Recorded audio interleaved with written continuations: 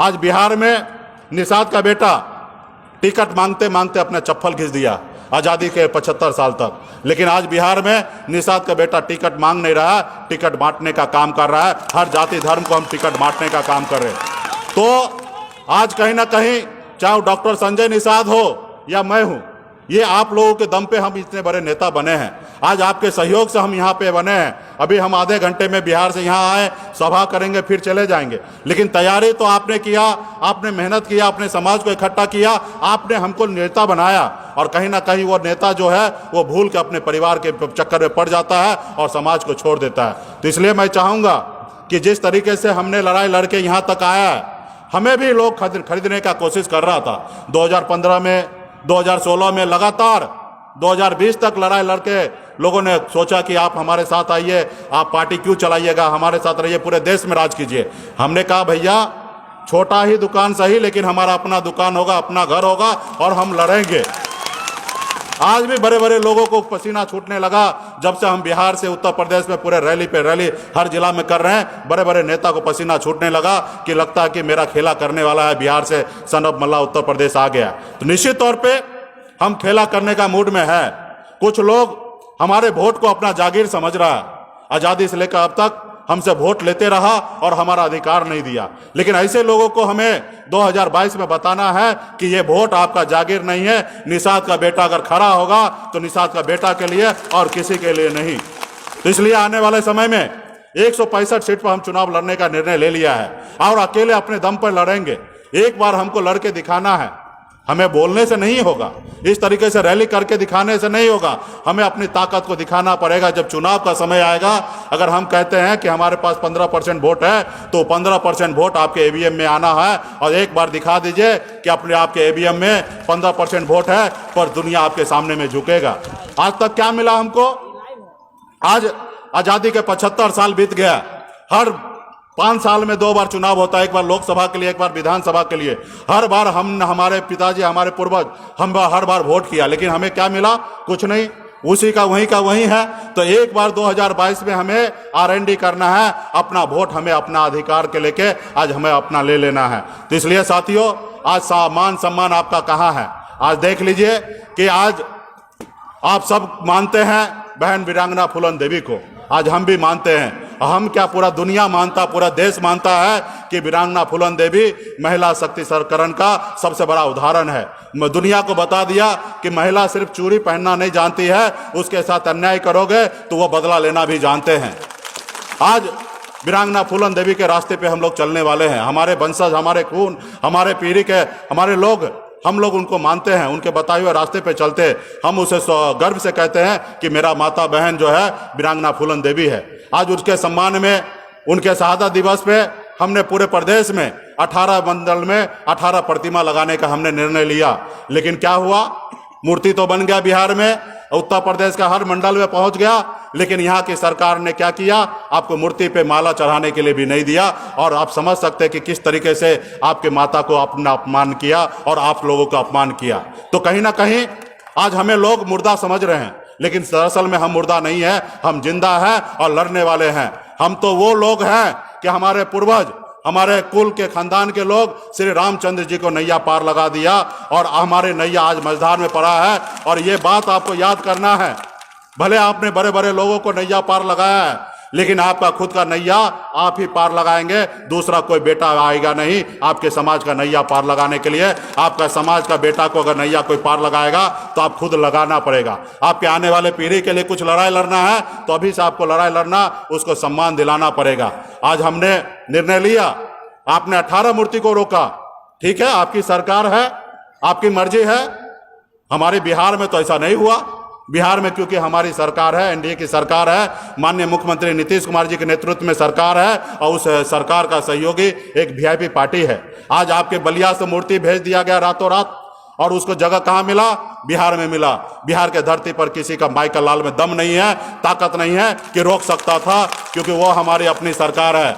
आज बहन फूलन देवी, वीरांगना फूलन देवी का सम्मान अगर मिला तो बिहार में हर जिला में हर जगह पे मिला। क्योंकि मिला इसलिए क्योंकि वहाँ पे आपकी सरकार है। वहाँ पे शायद आपका सरकार नहीं होता तो शायद नहीं मिलता।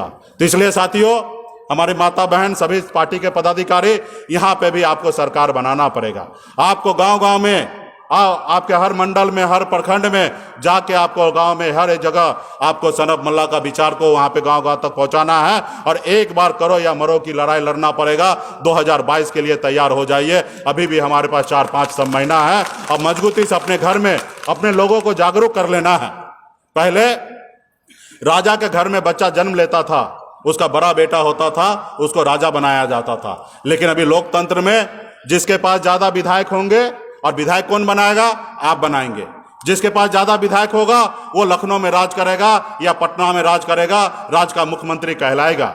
लोकसभा के चुनाव में आप अगर वोट दे देते हैं तो सांसद बन जाता है, और जिसके पास ज्यादा सांसद होगा वो दिल्ली में जाके राज करेगा, देश का प्रधानमंत्री बनेगा। तो राजा तो हम लोग बनाते हैं, लेकिन गलती यही बात है कि आज तक हमने दूसरे को राजा बनाया, अपने बेटा को, अपने परिवार के लोगों को नहीं बनाया, संघर्ष करके नहीं बनाया। तो इसलिए साथियों, आने वाले समय में 2022 में मजबूती से आपको लड़ना है और अपने समाज को हक अधिकार दिलाने के लिए लड़ाई लड़ना पड़ेगा। तो इसलिए मैं चाहूँगा कि तमाम हमारे माता बहन, नौजवान साथी मजबूती से काम करें। आज हम लोगों को कहीं पे मान सम्मान नहीं है। आज उत्तर प्रदेश में हमारे समाज को एक एमएलसी दे के खरीद लिया। उसको लग रहा है कि एक एमएलसी दे दिए तो पूरा उत्तर प्रदेश का वोट हमारे साथ आ जाएगा। तो कहीं ना कहीं इस चीज को आपको बताना पड़ेगा कि एक व्यक्ति को आप चाहे कुछ भी कर दे, समाज का वोट उसके साथ नहीं जाएगा। जो समाज के हक अधिकार के लिए लड़ाई लड़ेगा, समाज के लिए संघर्ष करेगा, उसके साथ जाएगा। आज बताइए, आप आने वाले समय में आप समाज की लड़ाई लड़ रहे हैं और आप अपने बेटा को सांसद बनाने के लिए, खुद के एमएलसी बनने के लिए समाज को कहीं पे भी गिरवी रख दे रहे हैं। आज तो हम एनडीए के हिस्सा हैं बिहार में, उसके बावजूद भी हम उत्तर प्रदेश में लड़ रहे हैं। हमने साफ साफ कह दिया कि आपकी दोस्ती, मेरी दोस्ती सिर्फ बिहार में है, सरकार चलाने तक ही दोस्ती है। उत्तर प्रदेश में मेरी दोस्ती, मेरा गठबंधन जो है निषाद का बेटा से होने वाला है और किसी से नहीं होगा। अगर आप हमें आरक्षण देंगे, हमारा सम्मान देंगे, तब हम आपके साथ हैं, वरना नहीं है।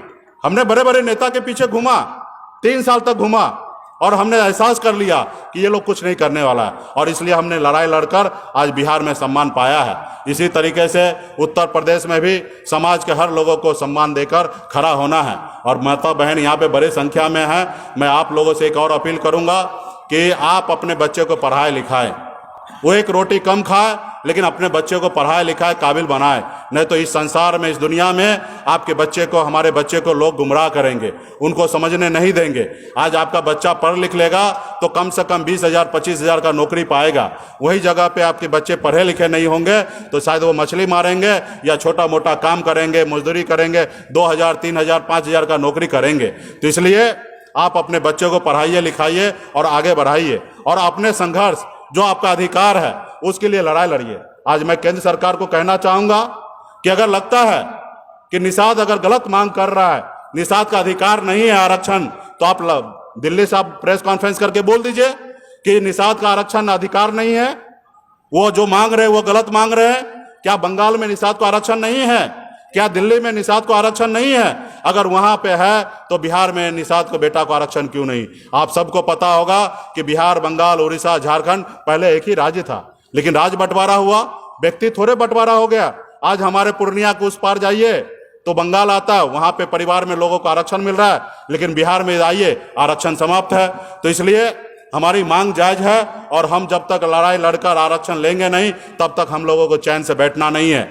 इसके लिए समय लगेगा, लड़ाई लड़ना पड़ेगा, घर बैठे बैठे नहीं होगा, इसके लिए समय लगेगा। देश की आजादी के लिए भी 250 साल लगा, हमें भी आज लगातार 6-7 साल से लड़ाई लड़ रहे हैं। आने वाले समय होगा 2022 में लड़ेंगे, शायद हो जाएगा, हार जाएंगे, 2027 में लड़ेंगे, 2032 में लड़ेंगे। एक ना एक दिन तो हम लोग समझदार होंगे, जागरूक होंगे, लड़ाई लड़ेंगे। आज देखिए मुलायम सिंह जी ने लड़ाई लड़ा, आज उसका समाज कहां से कहां पहुंच गया। बिहार में श्री लालू प्रसाद जी ने लड़ाई लड़ा, देखिए वहां पे क्या किस तरीके से सरकार बनाया। बहन मायावती ने 3-3 बार सरकार बनाया उत्तर प्रदेश में। तो जो समाज, जो लोगों के नेतृत्व में ईमानदारी से लड़ाई लड़ता है, उसको सफलता प्राप्त होता है, चाहे वो 2 रोज लगे या 10 रोज लगे, लेकिन सफलता प्राप्त होगा। तो इसलिए आज मजबूती से हम लोग लड़ने वाले लोग हैं और लड़ेंगे। लेकिन इसके लिए आपका सहयोग चाहिए, आपका समर्थन चाहिए। आज आप रहेंगे तो हम मजबूत रहेंगे, आप नहीं हैं तो हमारा कुछ वैल्यू नहीं है। तो इसलिए आप सबका आशीर्वाद सहयोग चाहिए ताकि आने वाले समय में लगे। और आप तो बिहार से बगल में हैं, बिहार में देख लीजिए एक से एक योजना चल रहा है। बिहार में जितने भी डैम हैं, अभी नए तरीके से हमने वहाँ पे परमिशन दिया कि मछुआरा भाई उस डैम में मछली पालन का काम करेंगे। तो बहुत सारे स्कीम हम लोग बिहार में चला रहे हैं। हिंदुस्तान में 90% अनुदान किसी समाज बिहार हिंदुस्तान में कहीं पे नहीं मिलता, लेकिन बिहार में 90% अनुदान निषाद को बेटा को मिलता, अति पिछड़ा को बेटा को मिलता। जितना ही SC ST को मिलता है उतना ही निषाद को बेटा को भी मिलता है, क्योंकि आपका वहाँ पे अपनी सरकार है। इसलिए आप लोग मजबूती से यहाँ पे भी काम करें, अपनी सरकार बनाएं और संगठन के लिए अब फिक्र ना करें। हमें लगता है 22 में सफलता नहीं होगा तो क्या मिला, हम 24 में करेंगे, आने वाले समय 27 करेंगे। और हमारा तो निर्णय ले लिया है कि 22 के चुनाव के बाद पूरे हिंदुस्तान में हम 150 लोकसभा सीट पर तैयारी करेंगे। बिहार, उत्तर प्रदेश, झारखंड, उड़ीसा, बंगाल और 5 राज्य में हम 150 सीट पर तैयारी आने वाले समय में करेंगे। और आप लोगों का साथ जिस तरीके से हुजूम यहाँ पे आए हैं उसी तरीके से आने वाले समय में साथ रहा तो 2024 में दिल्ली में जिसको राज करना है उसको निषाद से समझौता करना ही पड़ेगा, निषाद से हाथ मिलाना ही पड़ेगा, तब दिल्ली में सरकार बनेगा।